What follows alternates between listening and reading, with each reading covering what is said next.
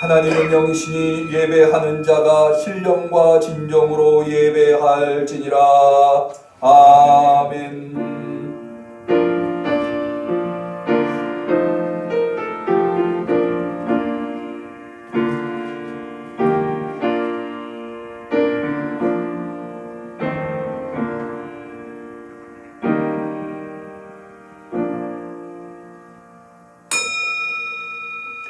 여호와께서 통치하시니 스스로 권위를 입으셨도다. 여호와께서 능력을 입으시니 띠띠셨으므로 세계도 견고히 서서 요동치 아니하도다. 높이 계신 여호와의 능력은 많은 물소리와 바다의 큰 파도보다 위대하시나이다. 여호와여, 주의 증거하심이 확실하고 거룩함이 주의 집에 합당하여 영구하리이다. 아멘.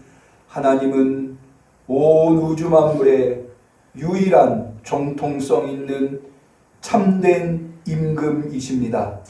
그 임금이신 하나님이 모든 환난과 역경 위에 계시사 오늘 우리를 지키시어 이렇게 거룩한 성일에 주 앞에 예배케 하심을 감사하옵나이다. 그렇게 우리에게 큰 은혜를 베푸신 하나님 앞에 신령과 진정으로 감사 예배 드리오니 우리의 예배를 흠양하옵소서. 하늘의 놀라운 은혜로 강복하옵소서. 예수님의 이름으로 기도 올리옵나이다. 아멘.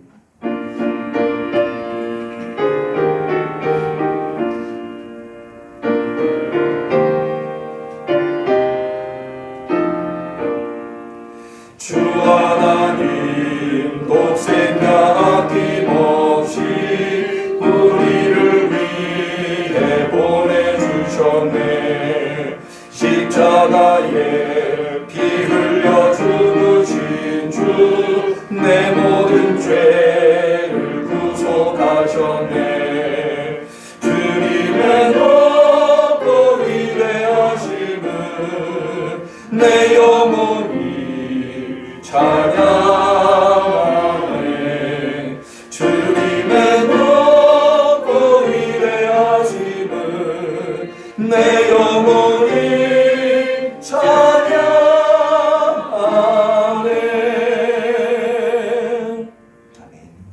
예배의 주인이신 하나님 앞에 우리의 신앙을 고백할 때에 전능하사 천지를 만드신 하나님 아버지를 내가 믿사오며 그 외아들 우리 주 예수 그리스도를 믿사오니 이는 성령으로 잉태하사 동정녀 마리아에게 나시고 본디오 빌라도에게 고난을 받으사 십자가에 못 박혀 죽으시고 장사한 지 사흘 만에 죽은 자 가운데서 다시 살아나시며 하늘에 오르사 전능하신 하나님 우편에 앉아 계시다가 저리로서 산자와 죽은 자를 심판하러 오시리라. 성령을 믿사오며 거룩한 공예와 성도가 서로 통하는 것과 죄를 사하여 주시는 것과 몸이 다시 사는 것과 영원히 사는 것을 믿사옵나이다. 아멘.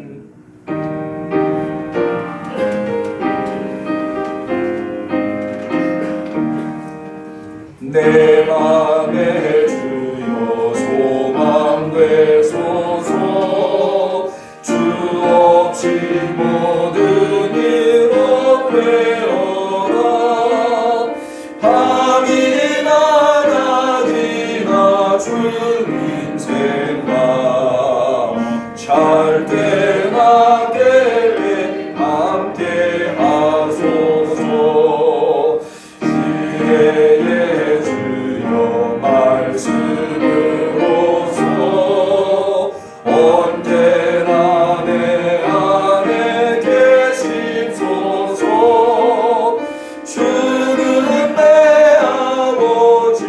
많은 아들 주 안에 내가 늘 살고 지고 세상의 영광 눈앞에 없네 언제나 주님은 나의 기록 주님만 내 맘에 계시오니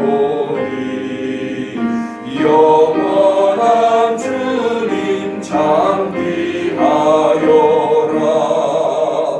영원한 주님 내 승리의 주 하늘의 기쁨을 주옵소서 어떠한 고난이 닥쳐와도 만유의 주여 소망 되소서 아멘.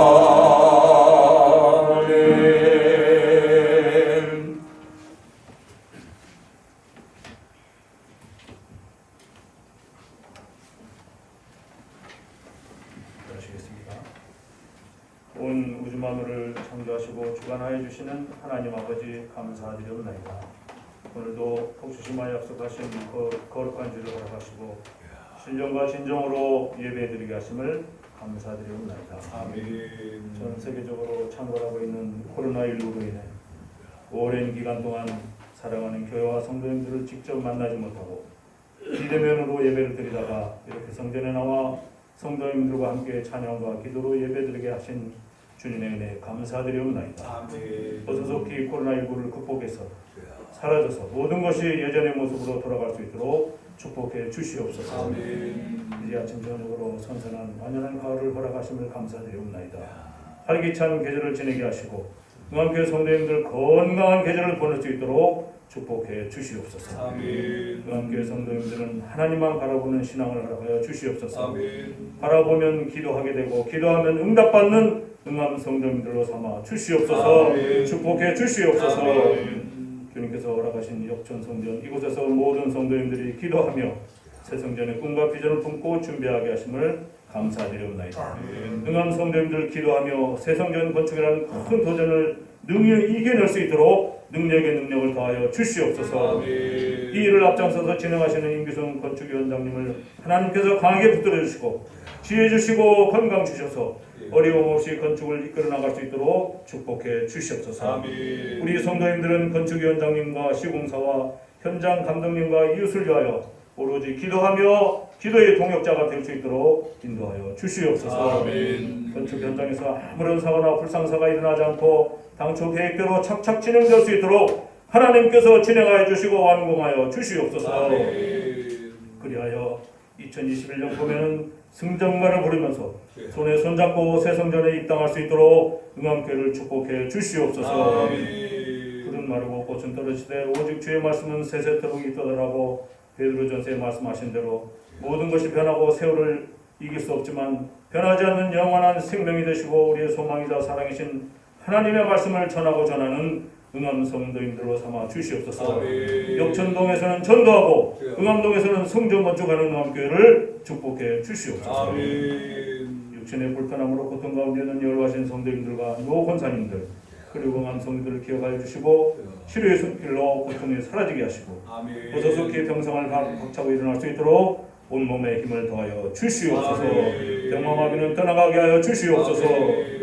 시온 찬양대 아름다운 성가를 받아주시고 준비한 대원 한 사람 한 사람을 기억하셔서 하늘의 크신 축복을 내려 주시옵소서. 이제 말씀을 듣습니다. 목사님께서 기도로 준비하신 진리의 말씀을 선포하실 때 성령께서 강권적으로 함께 하셔서 은혜의 은혜를 더하여 주시옵소서. 예배 시험을 주님께 맡겼고 하나님께서 홀로 영광 받을 믿사오며 이 모든 말씀을 오늘도 살아계게 하셔서 역사하시며 새 성전을 건축하시는 예수님의 이름으로 기도하옵나이다. 아멘.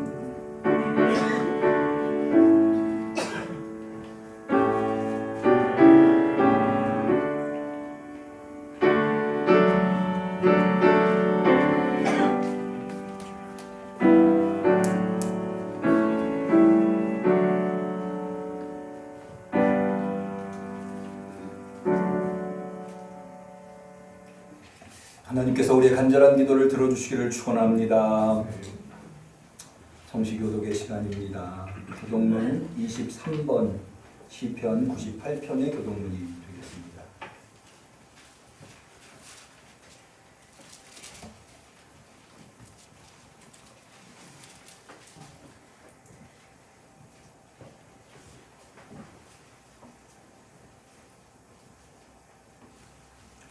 교독문 23번 시편 98편.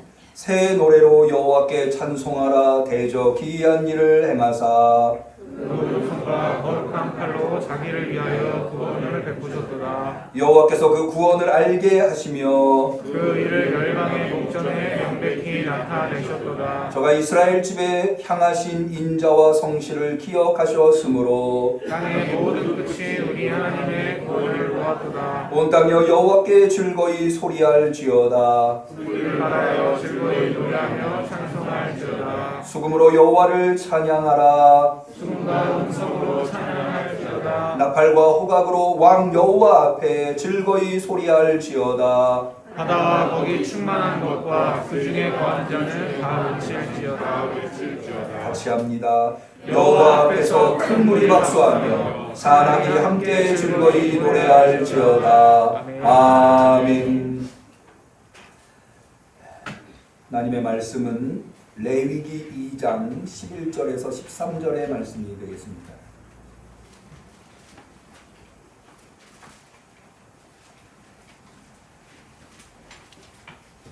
성령 강림절 후 20번째 주일에 하나님께서 사랑하는 우리 응암교회 성도님들에게 주신 소중한 하나님의 말씀, 레위기 2장 11절에서 13절 말씀, 구약성경 148페이지입니다. 하나님의 말씀을 우리 마음에 새기면서 같이 레위기 2장 11절에서 13절 말씀을 받들어 읽도록 하겠습니다.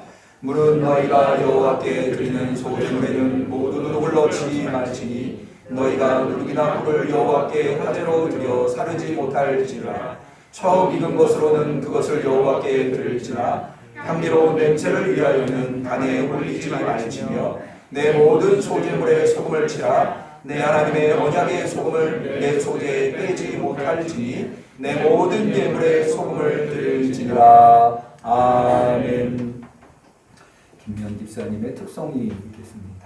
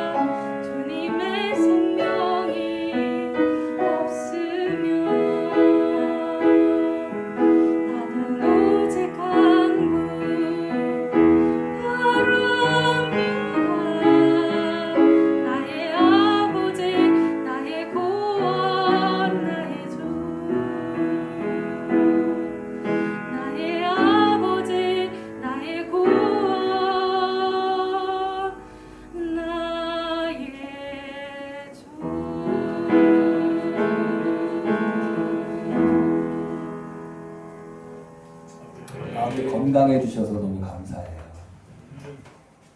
오늘 예배 처소에 나와서 예배 드리시는 성도님들뿐만 아니라 비대면 예배로 가정에서 있는 곳에서 예배 드리시는 모든 성도님들이 오늘 이 시간을 통하여서 하나님이 베푸시는 놀라운 은혜, 특별히 건강의 축복을 받으시기를 주님의 이름으로 간절히 축원합니다. 우리가 모여서 예배를 드릴 수 없는 시간, 예배뿐만 아니라 우리가 늘 모임의 장소에 나갈 수 있었던 그런 곳에 더 이상 나갈 수 없는 상황이 되어서 우리 성도들은 대부분 그 시간들, 가정에서 보내야만 하는 그 시간들의 대부분을 아마도 성경 읽는데 많이들 힘을 기울이시지 않으셨을까 하는 생각이 들었습니다. 근데 여러분 어떠세요? 성경 읽으실 때 성경이 모두 66권인데 제일 읽기 힘든 부분이 어디십니까? 각자 나름의 대답이 있겠습니다만은 제가 예상컨대 아마 레위기가 아닐까라는 생각을 해보게 됩니다. 왜냐하면 레위기를 읽어보시려고 시도해보신 분들은 알겠지만 레위기에는 온갖 제사의 방법, 제물을 어떻게 드려야 하면 또 제물을 어떻게 제사의 모양으로 만들어서 드려야 하고 또 그것을 드리는 제사장은 어때야 하고 또 뭐 정한 짐승, 부정한 짐승 뭐 이런 것들도 구별되어 있고 사실은 우리한테는 너무나 생소한 성경에는 여러 어려운 본문들이 있습니다만은 뭐 출애굽기에 나오는 이 법전들 그런 부분들도 참 어려운데요. 그래도 그 법전은 우리의 일상생활에서 조금이라도 경험해 볼 수 있는 우리가 어느 정도는 알아차릴 수 있는 내용들이라면 이 레위기에 있는 내용들은 너무나 생소하고 용어도 생소하고 또 의미도 잘 모르겠고 이런 걸 읽다 보면 사실 속으로 이런 생각이 들곤 합니다. 레위기를 이렇게 어려운데 읽어야 할 필요가 있을까? 왜냐하면 레위기의 주된 내용이 제물에 관한 이야기, 제사에 관한 이야기, 혹은 또 제사장에 관한 이야기, 이스라엘 절기에 관한 이야기 이런 내용이거든요. 그런데 예수 그리스도를 우리는 유대교인이 아니잖아요. 우리는 기독교인이죠. 예수님을 믿는 사람들이죠.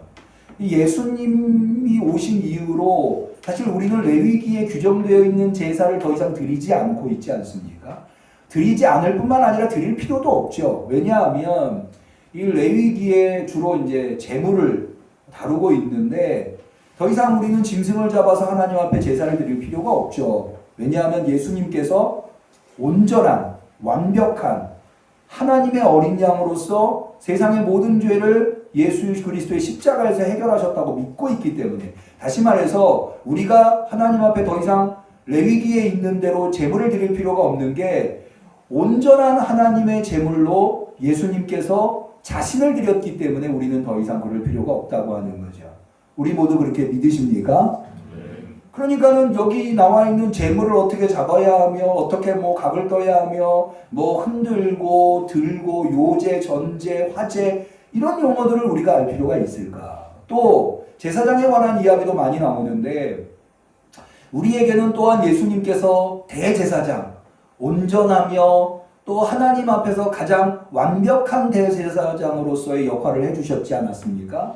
히브리서 4장 14절에 보면 그러므로 우리에게 큰 대제사장이 있으니 승천하신 자 곧 하나님의 아들 예수시라 라고 되어 있어서 예수님께서 한 번에 또 온전히 대제사장이 되어주셔서 레위기에 나와 있는 대제사장의 규정들을 우리가 굳이 알 필요가 있나. 성전에 관한 것도 마찬가지죠. 우리가 예루살렘 성전이 더 이상 필요가 없죠. 우리는 예수 그리스도께서 십자가에 죽으시고 부활하셔서 세우신 그리스도의 몸으로서의 성전에서 우리는 예배를 드리지 않습니까? 요한복음 2장 19절에 보면 예수께서 대답하여 가라사대 너희가 이 성전을 헐라 내가 사흘 동안에 일으키리라. 유대인들이 가로되 이 성전은 46년 동안에 지었거늘 헤롯 대왕이 예루살렘 성전을 46년 동안 지었죠. 내가 3일 동안에 일으키겠느냐 하더라. 그러나 예수는 성전된 자기 육체를 가리켜 말씀하신 것이라. 라고 해서 우리에게는 더 이상 예루살렘 성전이 필요가 없는 겁니다. 그런 의미에서 볼 때 우리는 이렇게 어렵고 이해도 잘 안 되고 또 여기에서 얻을 수 있는 교훈도 별로 없는 이 제사 규정에 관한 레위기를 하나님의 말씀으로 굳이 이걸 읽고 힘들게 이해하려고 할 필요가 있을까?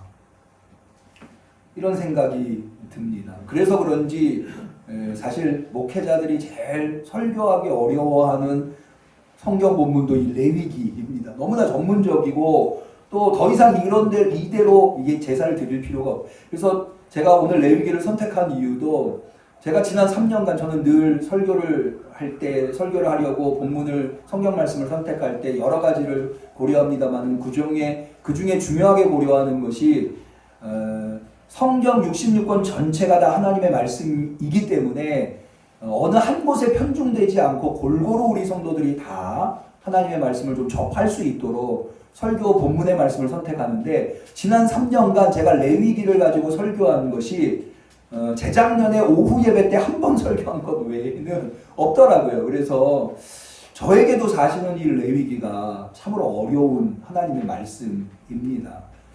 그런데 이 레위기를 그럼에도 불구하고 66권 성경 안에 넣었다는 거죠. 더 이상 예수 그리스도를 통해서 필요가 없는 것처럼 보이는 이 레위기를 우리 신앙의 선조들은 빼지 않고 하나님의 말씀으로, 여러분 우리 응암교회 성도님들은 66권에 있는 성경 말씀을 모두 하나님의 말씀으로 믿으십니까? 우리는 그 신앙 위에 있는 거죠. 그럼 도대체 레위기가 하나님의 말씀으로 어떤 의미를 가지고 있느냐? 가장 첫 번째로 우리가 이것이 앞서 말씀드린 대로 예수님께서 대제사장으로서 혹은 온전한 하나님의 어린 양 제물로서 성전으로서 이제 더 이상 레위기의 예배가 필요 없는 이유를 설명하는 근거로 레위기가 의미를 가질 수 있는 거죠. 그러니까 예수 그리스도와 이 구약의 제사 제도의 연관성, 그래서 예수님께서 자기 자신을 대제사장으로서 혹은 희생제물로 십자가 위에서 드린 그것이 가지고 있는 의미가 무엇인가를 우리는 레위기를 통해서 발견해 볼 수가 있습니다. 그런데요, 그것 이전에 이거는 기독교와의 관련성 속에서 이해하는 건데요, 레위기는 구약 안에 있는, 특별히 모세오경 안에 있는 하나님의 말씀입니다. 사실 이 모세오경은 이스라엘의 역사 속에서, 이스라엘의 신앙 속에서 가장 오래된, 가장 권위 있는 하나님의 말씀이기도 합니다. 구약 성경의 형성 과정을 조금이라도 아시는 분들은 가장 먼저 하나님의 말씀으로 받아들인 성경이 이 모세오경, 창세기서부터 신명기까지의 모세오경인 것을 아시고요. 그 다음에 이제 예언서들이 받아들여졌고, 그 다음에 우리가 시편을 비롯한 잠언, 전도서 이런 성문서들이 성경을, 신약의 39권을 형성하게 된 것을 보게 됩니다. 그러니까 이스라엘의 신앙에 있어서도 이 레위기는 대단히 중요한 하나님의 모세오경 안에 들어있으니까요. 대단히 중요한 하나님의 말씀인 거죠.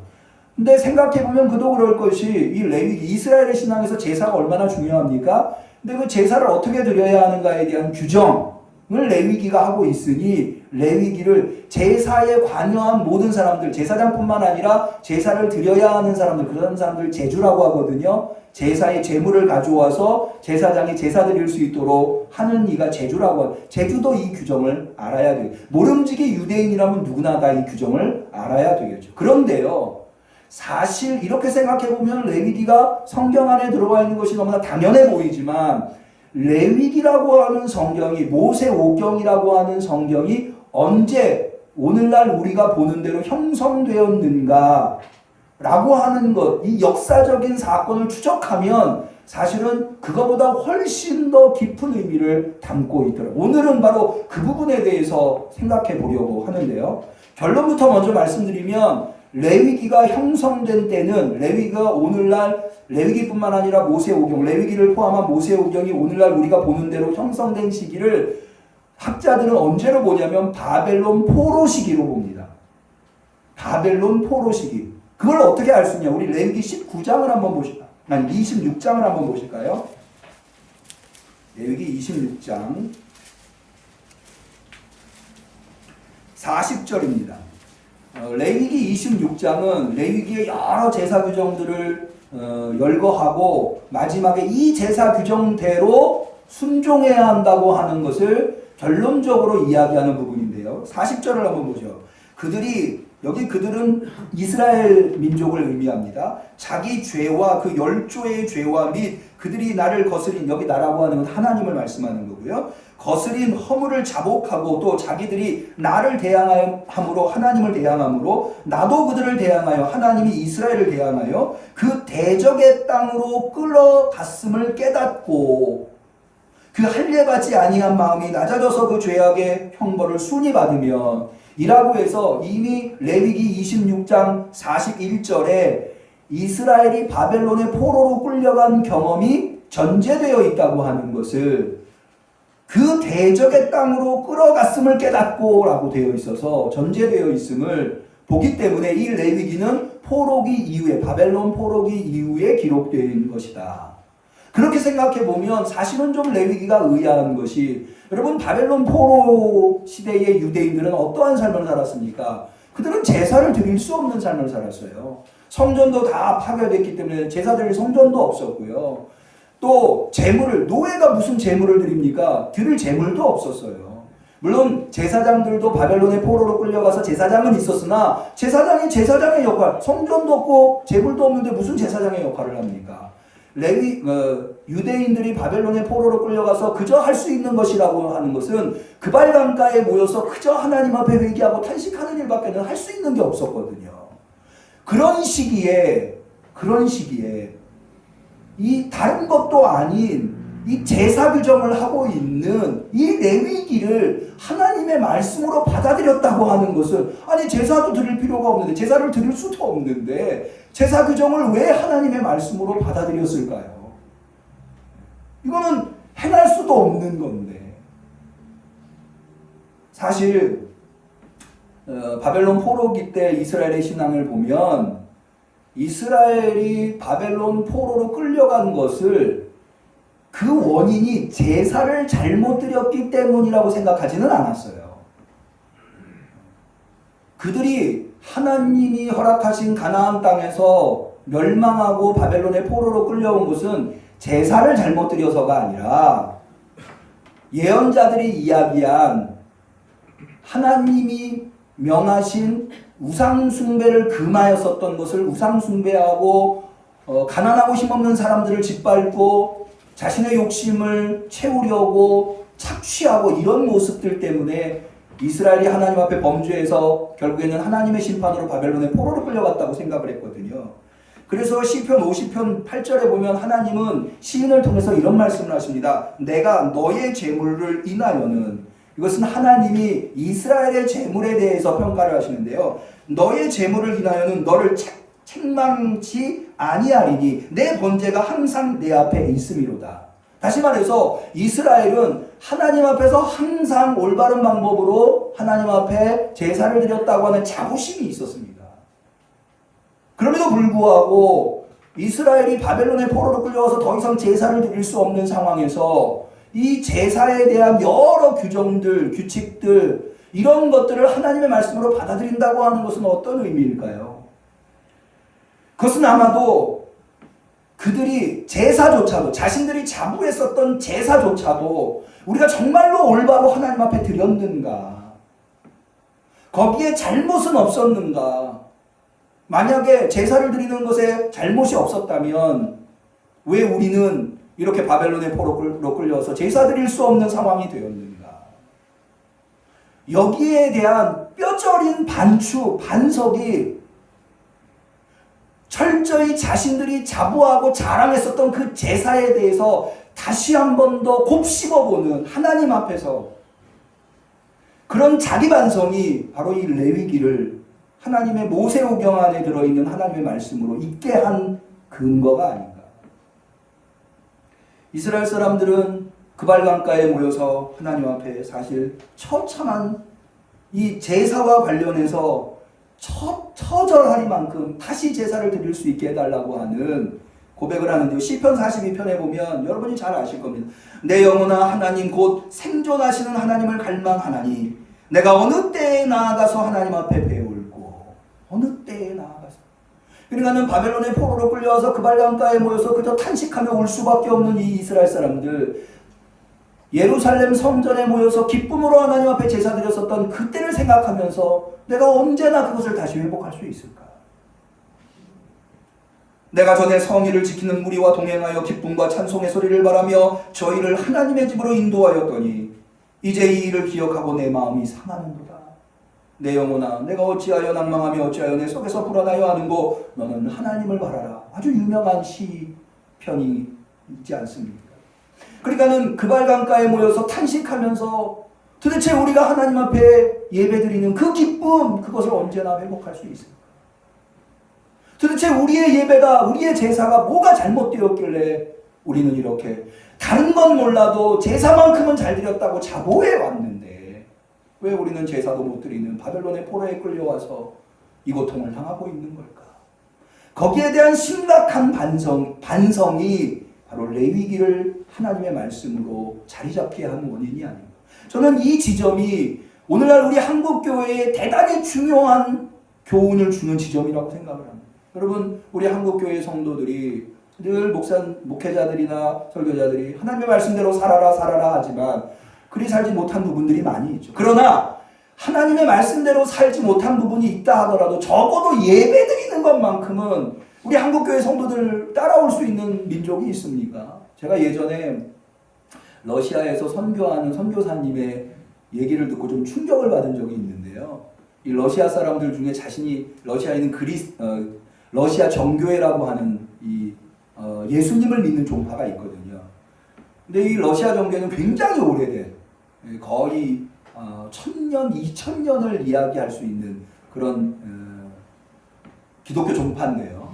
그런데 이 러시아에서 선교하던 선교사님이 그 정교회 사람들을 만나면서 받은 충격을 저한테 전해주시는데, 정교회 사람들은 새벽기도 안 한대요. 정교회 사람들은 수요 예배 안 드린대요. 정교회 사람들은 주일 예배도 안 드려요. 거의 대부분이 1년에 한두 번 부활절이나 성탄절쯤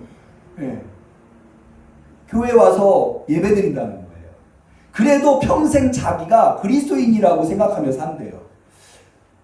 여러분, 우리가 만약에 어떤 사람이 부활절이나 성탄절이나 와가지고 달걀이나 선물이나 받아, 우리가 그 사람을 그리스도인이라고 얘기할 수 있을까요? 그럴 수 없을 거예요. 그 얘기를 들으면서 야, 한국교회 성도들은 다른 건 몰라도 예배드리는 것만큼은 너무나 열심히구나. 어느 민족도 쫓아올 수 없는 2000년 기독교 역사 속에. 그런데 오늘 우리는 어떤가요? 더 이상 예배드릴 수 없는 상황이 되었어요. 도대체 왜 이런 상황이 우리 앞에 펼쳐진 건가요? 저는 이 현실 앞에서 우리가 이제까지 자모해왔었던 예배를, 다른 건 몰라도 우리가 예배만큼은 하나님 앞에 열심히 드렸다라고 했던 그 신앙의 기초가 정말 올바른 것이었는가? 이 포로로 끌려와 더 이상 제사 드릴 수 없는 이스라엘의 유대인들의 신앙적 성찰이 들어있는 레위기를 통해서 우리가 교훈을 얻어봐야 되지 않나 라는 생각을 하게 되었습니다. 그러고는 이 레위기를 좀 더 자세히 연구를 해보았는데요. 이 레위기는 모두 27장으로 구성되어 있습니다. 그런데 이 레위기의 핵심에 거의 가운데에 뭐가 들어있는가 하면 16장의 대속죄일, 대제사장이 이스라엘 백성 모든 죄를 가지고 이 지성소에 들어가서 1년에 딱 한 번, 그 해의 대제사장이 제물을 가지고 지성소에 들어가서 하나님 앞에 속죄를 하는 대속죄일이 중심의 자리를 잡고 있습니다. 그리고는 그 앞부분에는 제사를 드릴 수 있는 자격에 대해서, 제사를 드리려고 하는 제주랄제 여러 가지 규정들을 통해 제사를 통해서 해결될 수 있는 자격, 이런 것들에 대한 이야기가, 규정들이 나와 있습니다. 그래서 레위기 13장 17절을 보면 제사장은 그를 관찰하여서 그 환처가 휘어졌으면 환자를 정하다 할지니 그는 정하니라. 이게 무슨 얘기냐면요, 문둥병에 걸린 어떤 유대인이 문둥병이 피부로 나타나지 않겠습니까? 근데 그것이 치료받은 경우에, 나은 경우에 제사장이 그 환부를 확인하는 거예요. 그리고는 이게 치료가 다 됐으면 아, 이 사람은 정하다 라고 제사장이 인정한다는 이야기입니다. 이게 왜 이런 내용이 나오는가 하면, 여러분 제사장이 의사도 아닌데 환자가 깨끗해졌다 깨끗하지 않았다라고 하는 것을 판결내는 것이 가한가, 왜 이런 내용이 있는가 하면 이게 다 제사 드리는 것과 관련이 있기 때문에 제사장이 하는 거예요. 왜냐하면 문둥병에 의해서 환부가 더러워지면, 환부로 인해서 더러워지면 제사 드리러 나올 수가 없거든요. 그래서 제사 드리러 나올 수 있는 자격이 있는지 없는지를 제사장이 그 환부를 보고 정하다, 이제는 됐다, 이제는 제사 드릴 수 있다 라고 선언해 주는 거예요. 그럼 그 사람은 이제 나와서 제사를 드리는 거예요. 반면에 이 대속죄일 후반부에 나오는 내용은 아무리 제사를 통해서 죄가 속죄된다 하더라도 제사가 만능은 아니라는 거예요. 아무리 제사를 드리려 하여도 제사를 통해서 해결되지 않는 죄도 있다는 거예요. 레위기 17장 14절에 보면 모든 생물은 그 피가 생명과 일체라. 그러므로 내가 이스라엘 자손에게 이르기를 너희는 어느 육체의 피든지 먹지 말라 하였나니 모든 육체의 생명은 그 피인즉 무릇 피를 먹는 자는 끊쳐지리라. 무슨 얘기인가 하니 아무리 제사를 통해서 죄가 해결되고 깨끗하게 된다 하더라도 피 먹는 죄는 해결되지 않는다는 거예요. 여기서 끊쳐지리라 라고 하는 것은 이스라엘 백성이 아니다, 이스라엘 백성에서 쫓겨난다, 가장 강력한 하나님의 처벌 중에 하나가 이스라엘에서 끊쳐진다라고 하는 규정입니다. 그러니까는 피를 먹는 행위가 그렇다고 하는 거예요, 당시의 유대인들이. 그리고는 이 규정이 20장까지 이어지고 21장에서 22장까지는 이 제사장에 관한 규정이고요. 그 다음에 23장에서 25장은 절기에 관한 규정, 그리고 아까 말씀드린 대로 26장은 최종적인 결론, 그리고 마지막 27장은 추가적으로 헌물을 하나님 앞에 드릴 때 붙여지는 규정들입니다.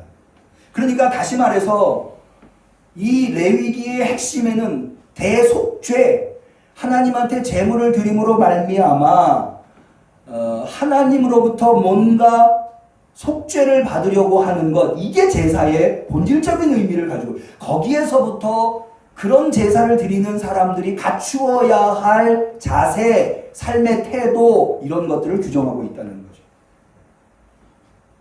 그러면서 이 레위기가 바로잡으려고 하는 제사에 대한 일반적인 오해, 그 오해를 바로잡으려고 하는 것이 두 가지 정도가 있습니다. 오늘 그것을 살펴보려고 하는데, 그걸 통해서 우리의 예배를 반성해 보려고 하는데요. 먼저 첫 번째는 뭐냐 하면 제물에 대한 오해입니다.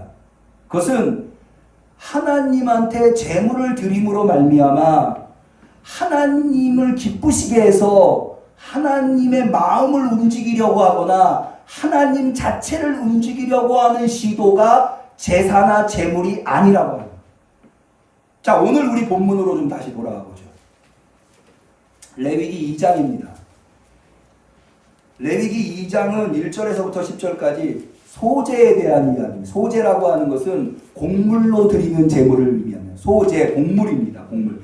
짐승을 잡아서 드리는 게 아니라 곡물을 드리는 제사에 대해서 쭉, 이걸 민하라고 하는데, 이건 하나님한테 선물로 드리는 제사인데, 그 중에요 눈여겨볼 만한 부분이요, 11절부터 한번 볼까요? 물은 너희가 여호와께 드리는 소제물에는 모두 누룩을 넣지 말지. 이 누룩을 넣지 말라, 효소를 이야기합니다. 누룩을 넣지 말아라. 너희가 누룩뿐만 아니라 꿀이 언급되는데, 꿀을 여호와께 화제로 드려 사르지 못할지니라. 이 화제라고 하는 것은 불태워 드리는 제사를 화제라고 합니다. 그러니까는 곡물에다가 누룩이나 꿀을 넣어서 불태워 하나님 앞에 드리는 제사는 절대 하지 말아라 라는 이야기예요. 그러면서 12절을 좀 볼까요? 처음 익은 것으로는 그것을 여호와께 드릴지나, 처음 익은 것, 첫 열매, 이 얘기가 무슨 얘기예요? 첫 열매에는 누룩이나 꿀을 넣어서 하나님한테 드릴 수 있다는 거예요. 근데요, 사실은요, 이게 가능한 이유가, 이거는 하나님 앞에 드린다고 표현됐지만 이것은 누구의 몫인가 하면 제사장의 몫이에요. 이건 사람이 먹는 거예요. 그러니까 사람이 먹는 것, 그것을 하나님 앞에 드려서, 여러분들도 교회에 헌금 11조 이런 감사헌금을 해서 그것 중에 교회를 운영하는 데에 사용되는 것도 있고, 또 목회자들의 생활을 돕는 데에 있는 것도 있지 않습니까? 그러니까는 이스라엘 유대인들이 제물을 드릴 때 제물 중에 하나님한테 온전히 드리는 것도 있고, 또 어려운 사람을 돕는 데 쓰는 것도 있고, 또 제사장의 생활을 돕는 데 사용하는 것도 있는데, 이 첫 제물, 첫 곡식의 누룩이나 꿀을 넣어서 드리는 것은 제사장의 몫으로 주는 거예요. 그런데 그 다음에 한번 볼까요? 향기로운 냄새를 위하여는 단에 올리지 말지며. 향기로운 냄새를 위해서는. 이게 무슨 얘기냐면 소제를 드리는데 곡물로 드리는 제물이 있는데 그 제물을 하나님한테, 이게 향기로운 제물이라고 하는 것이 태워가지고 그 향이 하늘로 올라가는 것을 태워서 드리는 제물은 모두 다 하나님한테 드리는 거예요. 하나님한테 직접 올리는 거예요. 그러니까 그 향기로운 제물이라고 하는 것이, 여러분 왜 곡물에다가 누룩이나 꿀을 넣을까요? 그냥 드리지 않고 누룩이나 꿀을 넣는 이유가 뭘까요? 사실은 누룩이나 꿀을 넣는 게 더 향기롭고 맛있기 때문이에요. 그냥 하는 것보다. 그렇잖아요. 빵도 그냥 거기다 이스트를 넣어가지고 발효를 시키고 거기다 꿀을 좀 발라가지고 그러고 먹어야 그게 맛있지. 그냥 통밀로 먹는 거는 별로 맛이 없죠. 그러니까 하나님한테 내가 누룩이나 꿀을 넣어가지고 뭔가 이렇게 잘 만들어가지고 하나님이 그걸 향기를 받으셔가지고 기뻐하시게끔 하려는 의도로 거기에 누룩이나 꿀을 넣어서는 안 된다는 거예요. 이 누룩이나 꿀을 넣지 말라는 것은 그것이 발효되거나 그것이 향기롭게 되는 것의 문제가 아니라 그것의 원형이 변질된다고 하는 거예요. 이게 이스트를 통해서 그것이 발효되거나, 그래 꿀도 사실은 마찬가지인데 그 원형이 변질되기 때문에, 변질되어서는 안 돼요. 변질은 거룩이라고 하는 것과 반대의 개념. 그래서 13절에 보시면은요, 내 모든 소재물에 소금을 치라. 이 소금은 누룩이나 꿀과는 반대 개념입니다. 방부제의 개념이에요. 변질되는 것을 막으려고 하는 의도가. 좌우지간에 하나님한테 드리는 거에서는 뭔가 향기롭게 만들려고 하거나 뭔가 변질되어서 더 좋게 만들려고 하는 방식으로 하나님 앞에 드려서는 안 된다는 거예요. 있는 그대로 변형되지 않게. 왜 그럴까요? 아니 기왕에 하나님 앞에 드리는 거 향기롭게 만들거나 더 맛있게 만들어서 드리면 더 좋은 거잖아요. 이유가 바로 여기 있는 거예요. 그렇게 뭔가 꾸미고 뭔가 변형시켜서 하나님 앞에 드려서 하나님 기분 좋게 만들어가지고 하나님의 마음을 바꾸거나 자신의 뭔가 욕구를 이루려고 하는 것이 제물이 아니고 제사가 아니라는 거예요. 그러면은 제물이라고 하는 것, 제사라고 하는 것이 무엇이냐? 레위기가 이야기하는, 우리 레위기 1장 4절을 한번 볼까요? 여기는 번제를 이야기합니다. 번제는 매일매일 드리는 제사를 얘기해요. 1장 4절을 볼까요? 그가 번제물의 머리에 안수할지니. 이거는 제물을 드리는 제주가 하는, 짐승을 잡아서 하나님 앞에 드리는데 짐승을 드릴 때 뭐부터 하라고요? 안수부터 하라고요. 왜 안수할? 제물 그 축복하려고 안수할까요? 그게 아니에요. 그게 아니라 지금 이 짐승, 이 번제물로 드리는 짐승이 나를 대신한다고 하는 것을 의미하는 거예요. 그러니까는 번제물을 하나님 앞에, 제물을 하나님 앞에 드린다고 하는 것은 내가 하나님 앞에 뭔가 선물을 해가지고 하나님 기분 좋게 만들어가지고 하나님의 마음을 움직여서 내가 원하는 것을 하나님으로부터 얻겠다가 아니라 내가 원래는 하나님 앞에 드려야 되는데 그럴 수 없으니 나를 하나님 앞에 드리는 거다. 그러니까는 다시 말해서 제사를 드리고 제물을 드리는 거는 하나님을 움직이려고 하는 게 아니라 내가 움직이겠다고 하는 결단이에요. 창조주이신 하나님께 아무것도 바라지 않고 꺼리낌 없이 아낌없이 자신을 드리는 행위, 이게 바로 예배예요.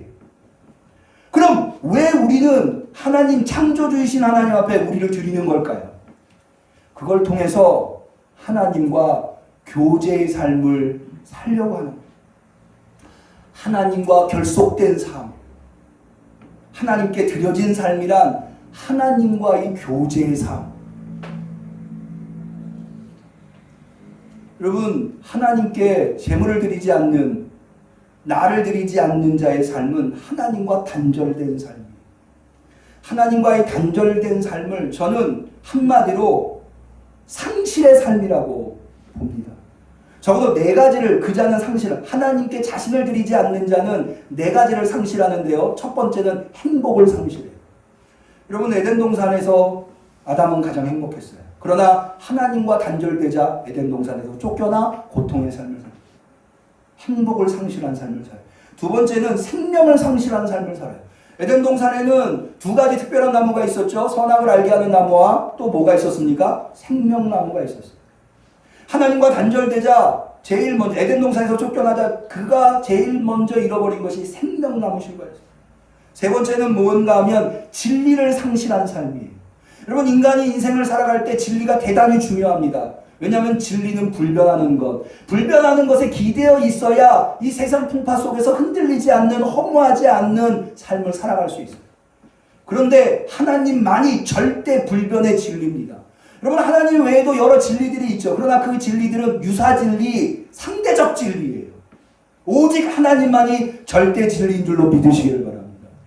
하나님이라고 하는 절대 진리가 있어야 다른 진리가 가치를 가져요. 왜냐하면 절대 진리가 없는데 상대 진리가 진리로 인정될 수가 있어요. 이 부분에 대해서는 좀 더 설명을 필요하지만 지금 시간이 없어서 진리를 상실한 삶을, 마지막 네 번째로는 가치를 상실한 삶을 살아요. 여러분, 인간이라고 하는 존재가 왜 가치 있습니까? 무엇으로 인간의 존재가 가치 있다고 하는 것?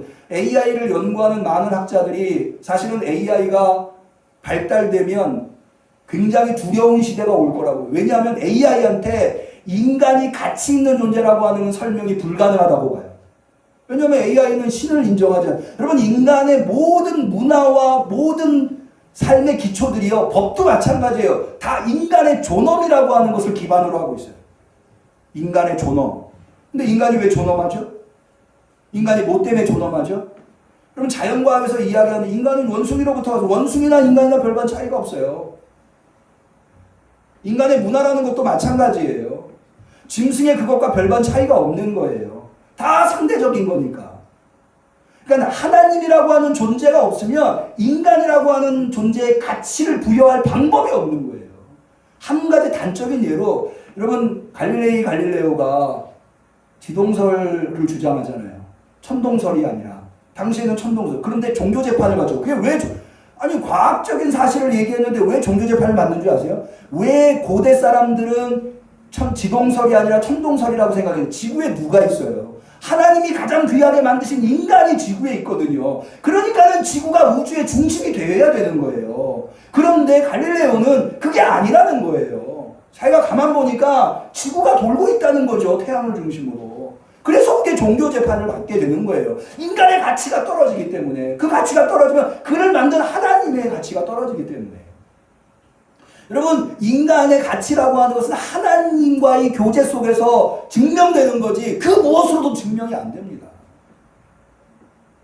이 네 가지를 상실하는, 저는 사실 현대인들의 가장 큰 불행이 이거, 행복을 상실하고 생명을 상실하고 진리를 상실하고 가치를 상실한, 여기에 현대인들의 가장 큰 불행과 혼란이 있다고 봅니다. 유대인들은 하나님 앞에 제사를 드림으로 말미암아 자기 자신을 드린다고 생각했고, 그를 통해서 하나님과 교제하는 삶, 하나님과 결속되어 있는 삶을 통해서 이런 것들을 소유하게 되었던 거예요. 우리 응암교회도 하나님 앞에 이런 예배를 드리어서 하나님과 교제하는 삶을 사실 수 있는 복된 성도님들이 되시기를 축원합니다. 이것이 바로 제사의 핵심이었다는 거예요. 그렇기 때문에 그 대속죄일이라고 하는 16장의 앞뒤에 어떤 삶을 살아야, 어떤 존재가 되어야 그 제사를 드릴 수 있는지에 대한 자격 기준들이 나옵니다. 다시 말해서 예배가 굉장히 중요합니다. 예배가 우리의 삶의 중심에 있다는 것은 우리의 삶 전체가 그 예배를 향해 있다는 거예요. 하나님과 교제하는 삶 속으로 향해 있다는 거예요. 그래서 여기에서 나오는 것이 두 가지, 하나님과 교제하는 삶, 예배 중심의 삶이라고 하는 것은 거룩한 삶, 또 사랑의 삶입니다. 거룩한 삶. 자, 오늘 우리 다시 볼까요? 2장 13절. 여기 소재물에 소금을 치라. 아까 말씀드렸죠. 이 소금은 방부제의 역할을 변질되지 않는, 그러면서 내 하나님의 언약의 소금을 내 소재에 빼지 못할지니. 한번 따라해 보겠습니다. 언약의 소금. 언약의 소금. 네, 언약의 소금.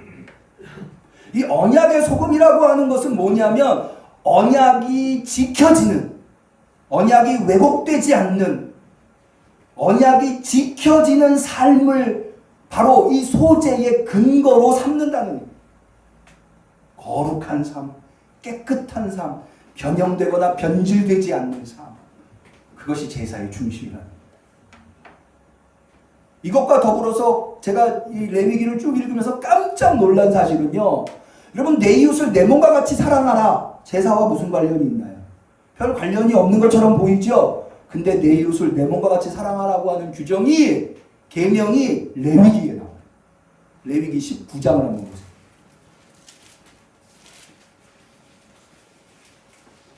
19장 18절, 여기도 좀 다 찾으셨으면 좋겠어요.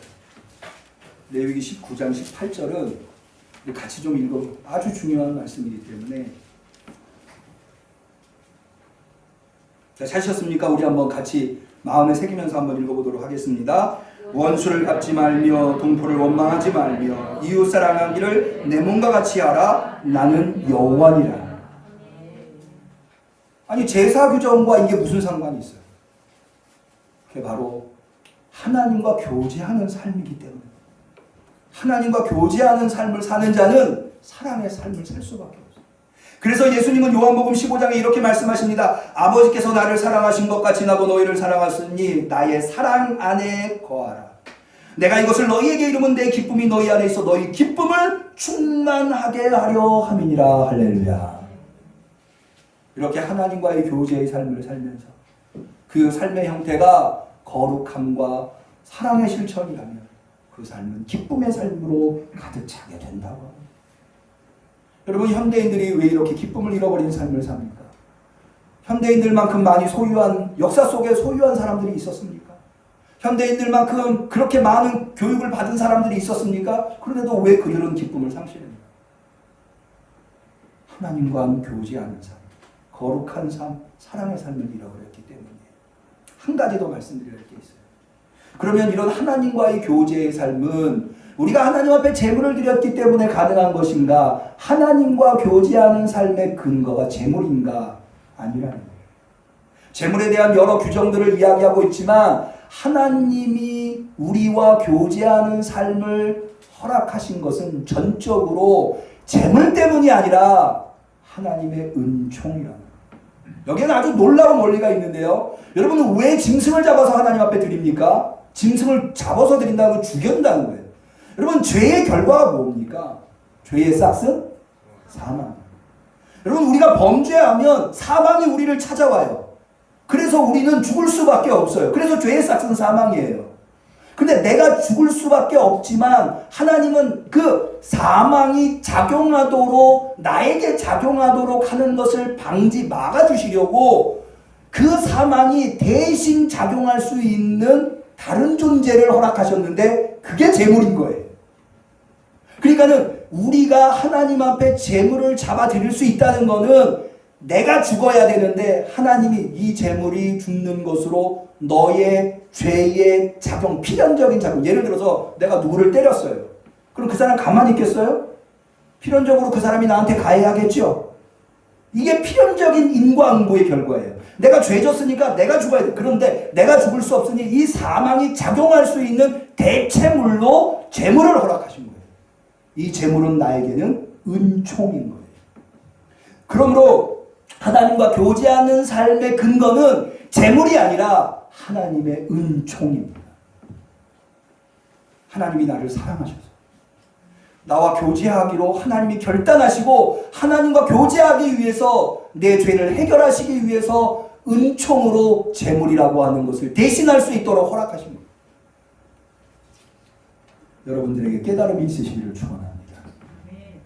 그러므로 올바른 예배자의 예배란 이 세 가지, 하나님의 은총에 기반하여 하나님께 드려지는 거룩하고 하나님과 교제하는 사랑의 삶을 살아가는 것.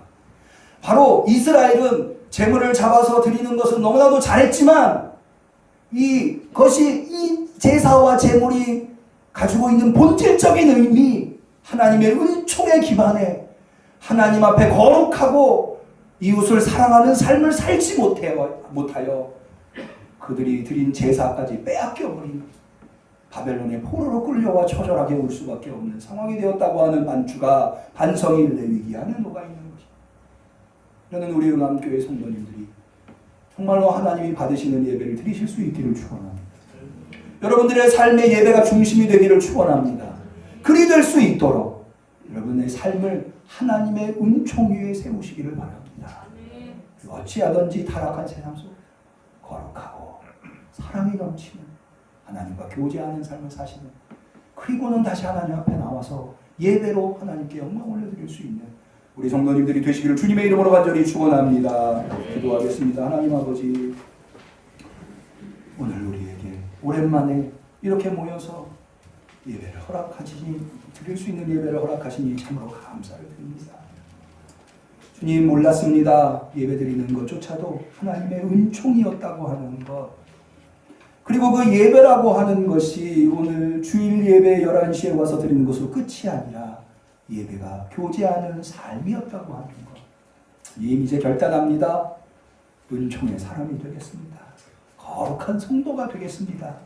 이웃을 예수님처럼 내 몸처럼 사랑하는 하나님의 자녀가 되겠습니다. 우리 응암교회와 성도들을 도와주옵소서. 예수님의 이름으로 기도 올리옵나이다. 아멘.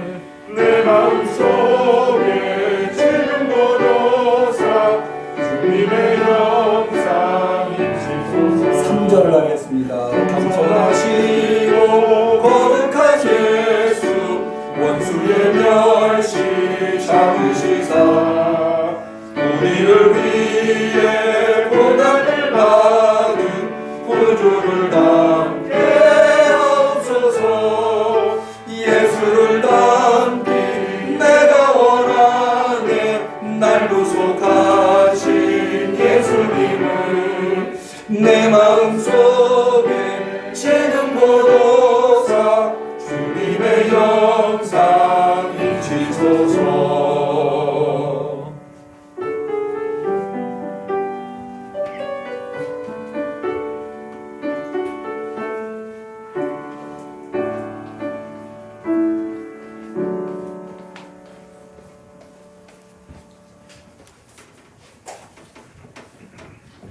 주님 앞에 귀한 예물 드린 손길이 있습니다. 11조 예물, 성경은, 목지원금, 건축원금, 주정원금과 성미, 김매자 권사님, 이상준 권사님, 유기순 권사님, 감사원금 김민철 성도님, 신승혜 집사님, 혜리와 예서의 삶을 주관하시고 책임져 주옵소서. 김상명, 김명 집사님, 무명으로 최영자 집사님, 김태현, 김사랑 어머님, 무명으로 김은정 성도님, 성지성 집사님, 이완순 집사님, 김매자 권사님, 유기순 권사님, 김재인 권사님, 드린 예물을 위하여 기도합니다. 하나님 아버지, 감사합니다. 하나님 앞에 도저히 나아갈 수 없는 우리들이지만 하나님의 은총을 허락받아 하나님을 사랑하는 마음으로, 또 어찌하든지 거룩한 삶을 결단함으로 주 앞에 나와 예배드리되 주님이 베푸신 그 놀라운 은혜가 너무나 놀라와 이렇게 정성껏 예물 준비하여 주 앞에 올려드리나이다. 주여, 이 예물을 흠양하여 주시옵소서. 주님, 이 예물이 어떻게 마련되었는지 주께서 너무나도 잘 아시지요. 넉넉하여 드린 것 아니었고 쓸데 많고 부족하지만 그러나 나를 드린다는 마음으로 우리의 사랑을 표현하고자 이렇게 하나님 앞에 정성껏 예물 준비하여 드렸사오니 이 예물 받으시고 저들을 한량없이 사랑해 주시고 복날이여 주시옵소서. 또한 이 예물을 통하여서 주님이 맡겨주신 사명 감당하게 하시되 무엇보다도 성전 건축이 순적하게 이루어지게 하시니 참으로 감사를 드립니다. 앞으로도 순적하게 이루어질 수 있도록 역사하여 주시옵소서. 온 성도가 한마음 한뜻이 되어서 이것을 위하여 기도하고 있사오니 주여 응답하여 주시옵소서. 또한 우리 성도님들 건강하여야 되겠습니다. 이 어려운 시기에 육신의 연약함으로 누워있다면 주님이 맡겨주신 사명 감당할 수 없지 않겠습니까? 본인이 건강할 뿐만 아니라 가족 모두가 건강하여서 날마다 뜀박질하며 달려다녀도 지치지 아니하는 건강을 허락하여 주시옵소서. 생업의 축복을 허락하여 주옵소서. 물질 때문에 눈물을 흘리거나 어두운 그늘에서 속상해하지 않게 하여 주시옵시고 주님 물질로 늘 감사하게 하시며 하나님 영광 드러낼 수 있고 맡겨신 사명 감당하기에 부족함이 없게 도와 주시옵소서. 우리 성도들 항상 주님만 붙들고 주님과 함께 동행하면서 주님이 맡겨신 사명 기쁨으로 감당하고 있사오니 주여 늘 눈동자같이 저들을 보호하시고 지키시고 인도하여 주시옵소서. 간절히 축복하며 예수님의 이름으로 감사하며 기도 올리옵나이다. 아멘.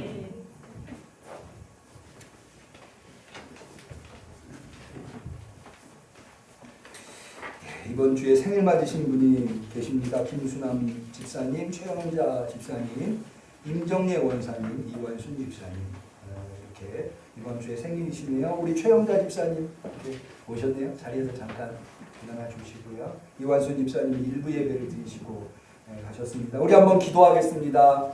인간의 생사와 복을 주장하시는 하나님 아버지, 이번 주에 이렇게 김수남 집사님, 최영자 집사님, 임정래 권사님, 이완순 집사님 생신을 맞이하게 되었습니다. 주님이 내신 생명입니다. 주님께서 책임져 주시는 삶을 살아가게 하여 주시옵시되 시절을 쫓아 과실을 맺고 잎사이가 마르지 아니하고 하는 일이 모두 형통할 수 있도록, 그래서 매일매일이 기쁨이 넘치는 삶이 될 수 있도록 도와주시옵소서. 간절히 축복하오며 예수님의 이름으로 기도 올리옵나이다. 아멘. 축하의 박수 한번 합니다. 네, 교회 소식을 말씀드리겠습니다. 오늘부터 다시 1단계로 코로나가 조정이 되어서 대면 예배를 드릴 수 있게 되었습니다. 대면 예배를 드릴 수 있게 되었지만 그러나 여전히 코로나가 극성을 부리고 있습니다. 그래서 방역 수치, 교회 오실 때 방명록을 쓰시고 마스크 쓰시고 또 손세정제를 사용하시고 또 체온을 재시고 거리 간격을 두시는 것은 계속해서 지켜주시기를 당부를 드립니다. 또 한 가지 당부드릴 것은 우리가 1단계지만 교회에서 은평구에서는 감사하게도 교회에서 확진자가 아직은 한 명도 나오지 않았다고 하더라고요. 참 감사한 일인데요. 교회에서 확진자가 다수 발생해서 지난 시간에 그래서 여전히 인원 제한이 좀 있습니다. 사실은 오늘도 우리가 너무 많이 모여있는 셈입니다. 그래서 가능하면 1여 전도회, 2여 전도회 분들이나 아니면 일부 예배에 오실 수 있는 분들은 일부 예배에 오시면, 사실 일부 예배도 오늘 좀 꽉 차게 예배를 드렸는데 가능하면 좀 분산해서 예배를 드릴 수 있도록 이렇게 부탁의 말씀을 드리겠습니다. 일부 예배는 대면 예배만 진행하고요. 2부 예배는 비대면 예배와 대면 예배를 병행해서 진행을 합니다. 그래서 교회 못 오시는 분들은 여전히 유튜브로 예배를 드리실 수 있습니다. 오후 예배는 우리가 여전히 그 식사가 금지되어 있기 때문에 오후 예배는 각자 개별적으로 드릴 수 있도록 그렇게 하겠습니다. 청소년부, 아동부, 청년부 예배도 대면 예배와 비대면 예배를 병행하고 있습니다. 주중 예배에 대해서 말씀드립니다. 지금까지는 주중에 모일 수가 없어서 비대면 예배로 특별히 예배 자료를 보내드리는 것으로 대신했는데요. 이번 주부터는 대면 예배를 시작하고자 합니다. 제가 지난 금요일 날 보내드린 문자 내용에 조금 착오가 있었습니다. 우리가 각 구역에서 가정으로 구역 예배를 드릴 수가 없는 때에는 연합구역 예배를 드렸는데 지금도 여전히 각 가정에서 예배를 드릴 수가 없기 때문에 연합구역 예배로 드릴 수밖에 없습니다. 우리가 연합구역 예배를 드리게 되면 연합구역 예배를 오전 10시 반에, 왜냐하면 점심을 할 수가 없어서 점심시간을 피하려고 좀 일찍 마치게 10시 반에 연합구역 예배를 드립니다. 우리가 주중에 있는 예배 중에 수요 예배와 금요 예배 중에 한 번이 오전에 드리는 예배면 한 번은 저녁에 드리는 예배로 드리기 때문에 수요 예배가 7시 반입니다. 그리고 차량 운행은 기존처럼 주보에 다 수록되어 있습니다. 진행을 합니다. 참석하실 수 있으신 분들은 참석하셔서 은혜를 나누어 주시면 감사하겠습니다.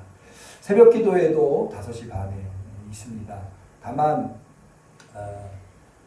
예배 자료, 제가 새벽 기도회와 수요 예배 예배 자료를 보내드렸었는데 비대면 예배로만 드릴 때, 근데 이제는 이 대면 예배가 가능하기 때문에 모두 다 일률적으로 보내드리지 않고 요청하시는 분에 한해서만 예배 자료를 새벽 기도회와 수요 예배 자료를 보내드리도록 하겠습니다. 몇몇 분들이 이미 신청을 해주셨는데요. 신청을 해주실 때는 제가 주보에 제 전화번호를 수록해 놓았습니다. 저에게 연락을 문자로 주시든지 전화로 주시든지 예배자를 보내달라고 해주시면 그렇게 하도록 하겠습니다. 우리 서로를 축복하는 축복 노래를 하겠습니다. 사랑하는 자여, 사랑하는 자여, 너의 영혼이 잘된같이 언제나 범사에 잘되고 강건하기를 내가 간구하노라. 우리 하나님께 영광의 박수 올리십니다. 오랜만에 봤죠? 반갑습니다. 건강하세요. 좋은 일이 있을 겁니다.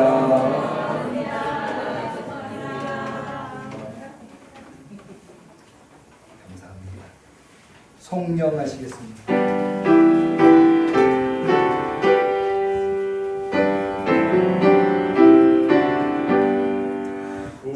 주와 왕이신 우리의 하나님, 땅 위에 사는 성도들 다 찬양하여라.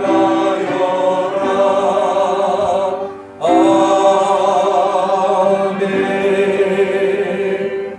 이제는 우리 주 예수 그리스도의 은혜와 하나님 아버지의 사랑과 성령님의 교통하심, 충만하심, 역사하심이 예배자로서 하나님이 받으시는 예배를 드리기 위하여 하나님의 은총에 기반하여서 오직 거룩하며 오직 내 이웃을 내 몸과 같이 사랑하는 삶을 살기로 결단하는 우리 성도님들 머리머리 위에 우리 응암교회 위에 지금부터 영원까지 함께 하시기를 간절히 축원하옵나이다.